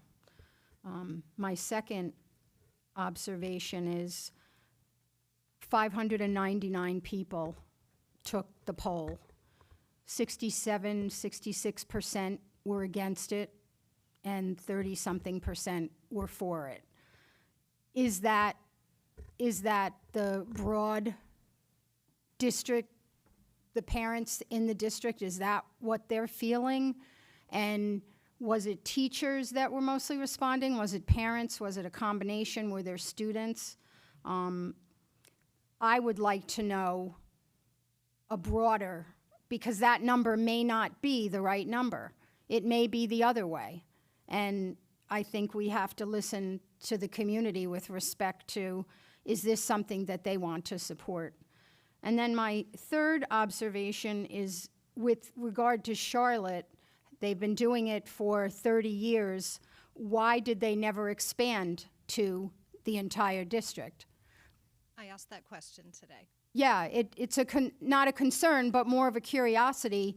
If it's successful, why didn't they do it for the entire district? So that was just a kind of point that I wanted to make, that, yeah, they're doing it, but I think we've come, at least from your recommendation, it's all or nothing. We're not going to do it for select schools, maybe to pilot, but then adopt full district or not at all. Interesting that they have been doing it for this amount of time. And can you tell me what their response was? Sure, and I was very grateful to Charlotte County for taking my call and taking quite a bit of time to answer exactly those questions. They started in 1992 at Sally Jones Elementary, and they described that Charlotte County is really divided by two rivers. So they have the East County, they have the Mid County, and the West County. So definitely, she said, very different communities among the three. And all of the schools that have been on the year-round calendar are all in the Punta Gorda area, which is one of the zones there. That is the east zone in the county. So those three elementary schools, their board policy states that the parents, the community, vote on whether or not they participate. So all district schools can be a year-round school should they choose in Charlotte County, and it's just those three.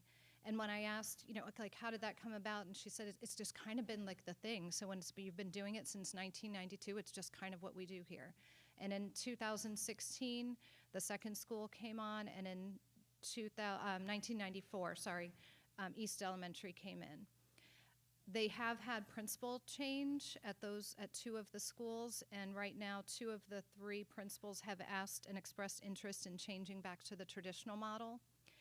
And it was stated that they do not have evidence that it's making a difference when it comes to student performance data. So they have multiple years, as you can see from going way back, that they do not have student performance data that shows that the altered calendar in the method that they're doing it is having that impact that they had hoped to see on student achievement. And for that reason, 2 of the principals have expressed wanting to look at going back to the traditional model. She explained that from a district perspective, it's very difficult to have 2 calendars. So think about when we have Professional Learning Day and we have everybody presenting professional learning. Not everyone from all schools, if you're on multiple calendars, would be available for those days. So you would have some people who might miss the superintendent's kickoff because they're not available on that day. All those events that we've been trying to put together as a district to bring teachers, staff, the district together, build culture as a whole, you now have people on 2 different kinds of schedules, and they said that was difficult for community and school district culture. She said that their schools on year-round, their teachers come back on July 5th and their students soon after. And what that's caused is we know that new legislation typically takes place July 1. Till we get the clarification as to what the new laws mean, what we have to implement. She said they typically will start a school year and then a month later have to retrain teachers and staff as to the new way because they just couldn't implement yet. We have until August 10th. And we will share, we've always shared that it is a struggle to turn that around that quickly. So for them to turn it around, that has been a concern for them. They said the financing is very difficult, so they do try to have these intersession, like summer school type intervention programs in between for those weeks, just like Mrs. Powers mentioned, but the funding has been a struggle. The schools come up with it out of their Title I budgets or grants or things of that nature, and so that's been difficult to sustain. It's also been difficult to find staff, teachers, the right teachers to support the students and what the students need based on the student data, getting the right staff to work those extra weeks that would have been the week off, that staffing has been an issue. And she just kept coming back to it's just been established at these schools, and they don't have any evidence that has made a difference for student achievement. So that was the report that I got today from Charlotte County when it comes to the model they're implementing and having 3 schools, their particular instance. So I do want to stress that that's one example in one instance. Okay, thank you. Thank you. Ms. Roberts? Sure. I think it's interesting as to, this is a really good example of it depends on who you talk to. So I talked to Kim Amantri, who is a board member who in her district in Charlotte is where the year-round schools exist. And she is a heavy proponent of year-round schools in her district. Her claim, and I haven't gone back to look at the DOE data yet for school grades and school achievement, but her claim is that it has done wonders in pulling up the academics of those schools. She did mention it's not without its challenges, that they do the same type of busing that we do, where a bus driver drives elementary, middle, and high school. And she says there are some challenges because the way that the calendar works out, that's what happens. And she said that, you had to deal with which teachers are where. There are obviously elementary schools that she's doing. She shared that they were a pilot school when DOE did the pilot the first time, and there was money attached to being a pilot, and they used the pilot money to do those intersessions. So if they had 3 weeks off in the fall and 3 weeks off in the spring and the longer period off in the summertime, there were 2 weeks in each of those 3 breaks where there was additional academics. So if you think of 4 9-week sessions as being 36 weeks of school normally, that if you're adding 6 more weeks of academics onto a student's academic experience, you would expect to see some growth there. My personal belief is if there's no money attached to being a pilot from DOE, there is no sense of urgency. And in my head, there's no reason to try to be part of one of the 5 pilot schools. Because what's the point of being one of the 5 pilot schools? I mean, I think the public needs to realize this is something that is always within the control of a school board anyway. We set our calendars, we negotiate with our bargaining units to come up with what that's going to look like for when teachers are teaching when and what that looks like. So, I mean, I don't see what there's any sense of urgency that we have to do something and we have to be one of their pilot people. So personally, I think we should be withdrawing the application and we should be looking at it from a more holistic standpoint. I do think that, we've discussed here on this board before the possibility and the expectation of parents that send their children to extended day or aftercare programs. And the information shows that people are looking for additional academics or assistance or something in those type of programs. And I've gone back to, and Mrs. Powers will remember this, that if you send your child to an after-school program that's run by a hospital, you would not be surprised that they're eating carrots and celery and they're not eating potato chips and chocolate chip cookies. I mean, it just comes with the territory. So it would seem to me that if your child is going to an extended day or an after-school program at the Y, you wouldn't be surprised to find out they're playing basketball and running around. So why would it be surprising that if they're coming to an after-school program at a school district, that there would be some academic component to that where we would be doing something that's more there? I also remember, and I know we've talked before, maybe you two don't remember it, but there was a program called Project Calculus that was in the middle part of the state that was done many years ago that was trying to address having middle school students up to date in math. And basically what that was, it was like a boot camp for kids coming into middle school, and it would get them up to the middle school level. So when they started at middle school, they were at the middle school level to be learning those math components. And the theory was that eventually they would be able to, if they did the algebra early enough, they would be able to get to calculus in high school. So hence it was called Project Calculus. It was also supposed to associate a student with a mentor who could kind of show them that there's advantages to being good at math, et cetera. It didn't really work well as far as the mentoring piece and the career piece, but it worked exceptionally well at getting their students, their middle school students, prepared for math and not feeling like they were behind the 8 ball when those math skills were being done, and not scared when they were going into high school that math was going to be an obstacle and they weren't going to be able to pass the Algebra 1 in order to graduate. So I think that I agree with Mrs. Powers that the discussion needs to be done by communities. Obviously, what one community thinks or one neighborhood thinks is going to be different, and I think that's going to be more true than you would normally see, that you're going to see that certain neighborhoods have different needs or different expectations of what's going on. And since we do have a neighborhood school model, I think that that's a perfect place to start of having those discussions. I think that we need to, if the primary, so I look at 2 things. Most of the districts and most of the school systems that use a multi-track year-round calendar. So I look at Wake County, for example, in North Carolina. It's done because of overcrowding. So they're in a position where they can't build a school fast enough.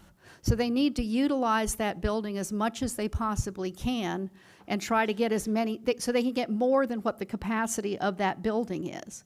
Well, as everyone has heard tonight in discussing what controlled open enrollment looks like, et cetera, we don't have that issue where we've got people beating down the doors looking for extra seats and how are we going to house these students in our building. So I don't think a multi-track system in my head is kind of like off the table. So then the other system, which is a single track system where you're just spreading it out, spreading the instruction out over the year and giving longer breaks, if the real purpose of that is to prevent summer slide and the real purpose of that is to add additional academics, then I think the piece we should be looking at is adding additional academics, whether that means a voluntary system where it's not you've been identified to come to summer school, but it's more like if you want to come to a school session that runs during this 4 weeks or 6 weeks or whatever, if there's a way from funding that we could make that happen, and if we identify, I mean, I know that with all the data drives that are happening in the district now, if we identify that math is an issue, or we identify that science is an issue, or we identify that 4th grade reading is an issue, and it may be different from school to school, I think there's the potential to be able to tailor things for one particular, whether it's a grade level subject, et cetera, and offer those things and be able to do something along those lines. But to wrap myself back around, I don't think we should be having this application in there. I think we should just remove the application, continue the discussion, because I think that every parent is interested in having their child succeed as well as they possibly can, and kind of look at what that looks like and look at neighborhood expectations. Thank you. Thank you. I am in no rush to go to the year-round model. I think that the impact on so many families, we have to consider that. There's so many factors, as you heard, and so I feel like we need to be very careful with the decisions that we make because we are going to be impacting the daily lives of our community. It's going to change the way we do business. And so I want to make sure that what we do is putting our students, our families, and our teachers first. And I feel we owe it to our community to hear from them. Hopefully during this time, the last couple weeks, you can see our heart and see that we do want to hear from you. We do care about your opinions. We want to make sure that we're doing what is right. I feel that we should pull the application, but I am one of 5 board members, and so I would like to hear from everybody else if that's what they would want to do. I also am open to continuing discussion on it later on down the road. Madam Chair, if I may, I did speak with Board Member DiTerlizzi. He's not able to be here. He's out of town, and for technical reasons was not able to participate via electronic or a phone call. So he did ask me to share some comments on his behalf. So if it's the pleasure of the board, I'd like to do that for him. Yes. Go ahead. So he echoed the same sentiments, that he is very interested in having our parents and community have additional input and conversation. He would like to really slow down and really start conversations that he mentioned too, the town hall meetings, having conversations with community and family there, and receiving the feedback. He's okay with some exploration, but he doesn't think we're quite there yet. So in other words, what he meant by that is he'd like to focus on the issue. I think it kind of went along with what Mrs. Roberts was saying, the real issue of we have students who need remediation, we have students who need support, we have students who need additional, and so he would like to really focus on the issue of reading and support those students who need intervention and support specifically at those 4 schools. And if the board was interested in exploration committee, he was fine with that, but didn't really think we were quite ready for that yet. To step back and learn from those who do participate in the pilot program before proceeding forward as a Martin County school district, and really understanding that having a few schools as part of the discussion or as part of the pilot might not be the best, but he would be more in favor of looking at a discussion as a district-wide modification. And He definitely sees good points with the pilot program, and initially he says he was really against it when he first heard the concept, but the more he read the parent feedback and the community feedback, he could see benefits on both sides.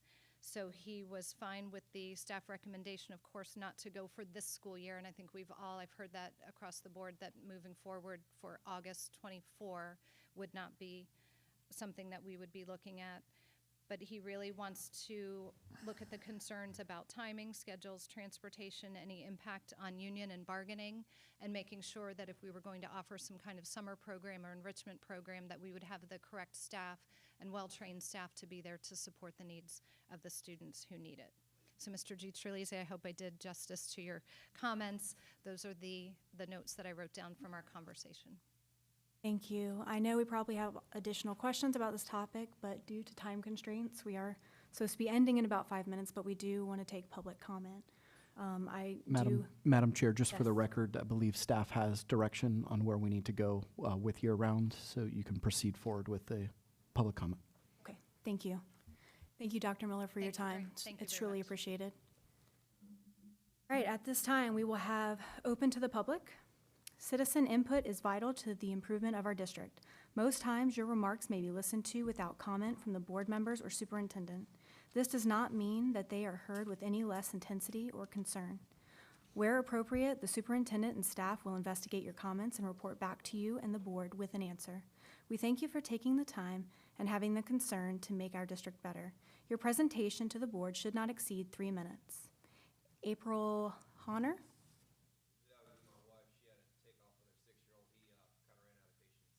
Okay, thank you. All right, that's okay. Next up is Jason Honor.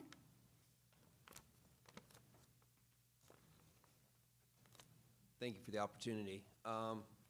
Everything that I've heard for the overview, the public comments, it's kind of summarized most of the concerns. Myself and my family, we have 2 working parents. We've invested a lot into our education, our continued education, college education, our careers. We're not against a year-round annual school program. We really aren't. But to do a pilot program, being that our son is in one of the 2 elementary schools here in Stewart, which has been selected as a pilot program, would be devastating to our careers. We would lose one of our jobs. We'd have to. Both of our parents, all 4 of the parents, the grandparents of our son, work full-time. We have no options. The after-school programs, I understand that there might become one established. From anything beyond the school, from our experience, there really wouldn't be the opportunities put in place in time to be able to provide any kind of after-school or continued, overseeing of our son and care of our son, especially during whether it's the 6 weeks on, 2 weeks off, every Friday. Unless the whole community is involved, the entire school district's all involved at one time, it would do a complete hardship, undue hardship on our family. And I think it just really needs to take in a lot of consideration. Again, we're not against it, but it either needs to be community-wide or nothing. Thank you. Thank you. Peter Morello? Hey guys, how you doing? I'm also going to do some public comment on year-round schooling. So I love everything that you guys said. I am totally riffing with you guys. Pilot, just a couple of them, not a good idea. The academics, if it sounds like it's more expensive, the DOE ain't giving us more money, and a lot of studies have shown that academics might change. So I'm going to just put that on a shelf over here, and I want to talk about food insecurity, safety, and the students that during those summer breaks might not have the structure that they have when they're in school every day. I know the Boys and Girls Club try their best, but the Boys and Girls Club, they can only fit so many kids, and when it's all at summer, they are full. If it is separated and it's spread out a little bit more, we might be able to remediate the needs of those children through school programs or Boys and Girls Club programs or the programs which I think will help. We might be able to provide meals a lot easier, 2 weeks at a time, and then of 4 weeks at a time, and are the parents going to come back? I really feel that it's going to help a level of student and family that needs help from the community. Of course, I'd love to be able to take vacations on a more regimented and be able to, see autumn in New York or this or that and not pile it all into a summer. That would definitely benefit me. But I'm thinking about folks that might not just be me. And there is a lot of them out there that might have empty backpacks, that might have empty fridges, and that might not have a safe home to be at for 2 months. So that's where I feel, that's where my heart is for the year-round schooling. But if there ain't no money, don't change no nothing. Sorry, DOE. So I would get rid of that application. It makes no sense.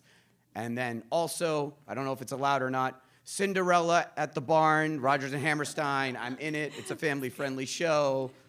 Thursday, Friday, Saturday, Sunday, the next 3 weeks. All right, bye, guys. Thanks, Pete. Next up, Robert Ward. Good evening, thank you. I'm here because I'd like to advocate once again for the teachers and staff of this district. Ironically, I was on vacation this past Christmas, and I ran across a marquee on a business, and it said, "Educators don't educate for the income, they do it for the outcome." And I chuckled to myself thinking, that rings true in Martin County.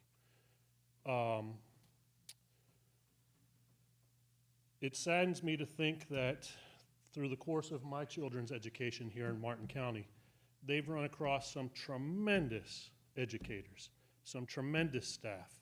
And over the years, because my wife is an employee with the district, we've watched those friends and teachers and staff members move to different counties, move to different areas, because they don't make enough money here. And in the grand scheme of things, you're talking about peanuts. You're talking about nickels. And you're losing good quality personnel because of it.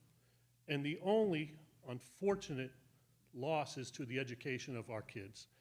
I heard Ms. Roberts advocate to, during the truancy, is reach out for personal connection to convince kids to come to school. And then we segue into year-round school. Kids don't want to be here part-time. We're going to talk about having them here full-time. At the end of the day, you're asking your teachers to be protectors. You're asking your teachers to be educators. You're asking your teachers to be parents. You're asking your teachers to be everything to every student all the time.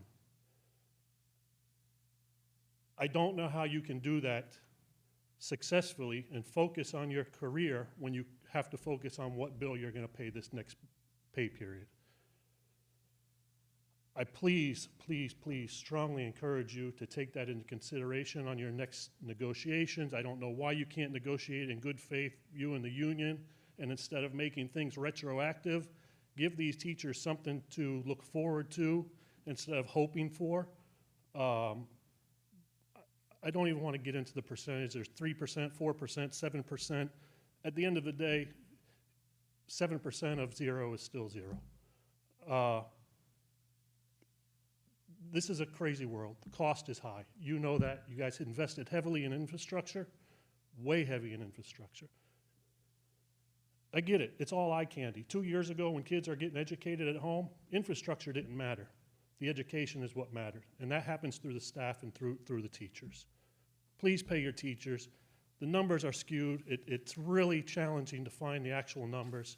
I don't want to give misinformation right now, but I believe it's 30% would make you guys the highest paid district out there. You pay them, they will come, I promise you. Thank you. Thank you. Okay, because of time, with the weather coming in, we do need to postpone our policy section. Are there any questions from the board? Roberts? Okay. Seeing none, the workshop is now adjourned.